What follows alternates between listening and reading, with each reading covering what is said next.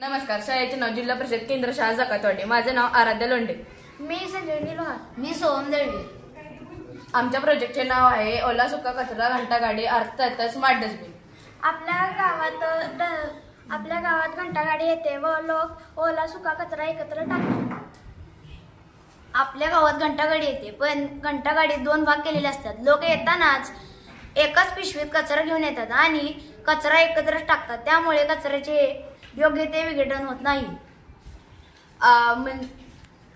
आपल्या सातारा जिल्ह्यामध्ये नगर परिषद आहे, तिथे लोक येतात, म्हणजे घंटागाडी गावोगावून जाते, तर तिथे एकत्र टाकतात व तिथे जाणाऱ्या येणाऱ्या लोकांना खूप त्रास होतो व दुर्गंधी येते. त्यामुळे आम्ही हा प्रोजेक्ट केलेला आहे.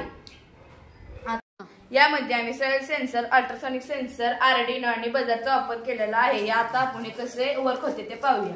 याच्या पुढे जर का सुका कचरा आला तर ते वाजते आणि जर का ओला कचरा आला तर ते वाजत नाही.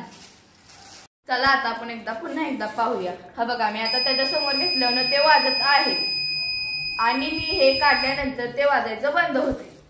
आता ओला कचरा याच्या पुढे घेतल्यानंतर बजर वाजत नाही. आता बजर वाजणार नाही कारण की तो ओला कचरा आहे आणि जर का सुका कचरा घेतला तर बजर वाजणार.